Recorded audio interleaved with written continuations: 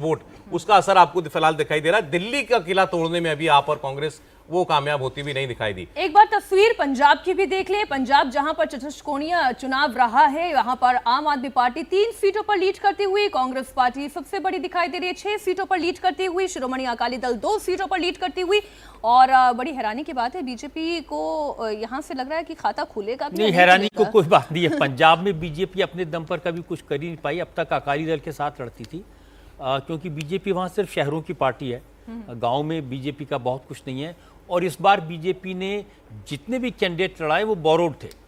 कोई आम आदमी पार्टी से लिया, कोई 2 कांग्रेस से लिए, तो अपना अस्तित्व बीजेपी का पंजाब में कुछ नहीं है। अगर वो कैंडिडेट जीते तो समझेंगे कि रवनीत बिट्टू जीते या जालंधर में, तो ये अपने दम पर जीतेंगे। जी, एक बार बिहार की भी बात कर लें। बिहार 40 सीटों वाला राज्य, जहां पर बीजेपी 15 सीटों पर लीड करती हुई, जेडीयू की बात करें 13 सीटों पर लीड करती हुई, एलजेपी 5 सीटों पर लड़ी, 5 सीटों पर लीड करती हुई, आरजेडी 3 सीटों पर, इसके अलावा कांग्रेस 2 सीटों पर लीड करती हुई दिखाई दे रही है। अब ये 2 सीटें कौन सी हैं जिन पर कांग्रेस पार्टी लीड करी है, ये जानना 34 एनडीए की सीटें हैं 40 में से, लेकिन बिहार में मतलब बहुत अच्छा 5 सीटों का नुकसान बिहार में। आप नुकसान ढूंढ ले रहे हैं। नहीं 40 में से 39 पिछली बार। ये बात सही है। और एक तो किशनगंज की सीट थी, गणित की बात है, बिल्कुल ढूंढने की बात नहीं है।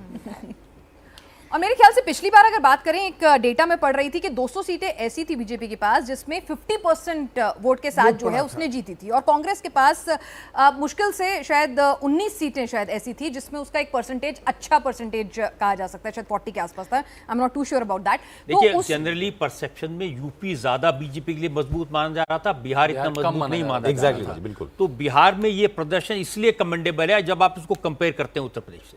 और बिल्कुल 2 महीने पहले आपने नीतीश कुमार को अपनी तरफ कर लिया, तो जो कास्ट सेंसस के प्रणेता माने जा रहे थे, जिसपे राहुल गांधी ने पूरा चुनाव लड़ा, तो मेरे ख्याल से एक बड़ा मूव था जो आंध्र प्रदेश में किया और जो बिहार में करा। भाजपा ने अंतिम बिहार की राजनीति बड़ी विचित्र है। वहां पे क्या है कि लालू जी के पास MY कॉम्बिनेशन, और वहां पे यादव भी बहुत ज्यादा MY कॉम्बिनेशन हो गया ना, लेकिन ये कॉम्बिनेशन अपने आप में सफिशिएंट नहीं होता है जिताने के लिए। ऐसे ही जो अपर कास्ट का कंसोलिडेशन रहता है वो हमेशा भाजपा के साथ रहता है, लेकिन ये भी अपने आप में जो है वो सफिशिएंट नहीं होता।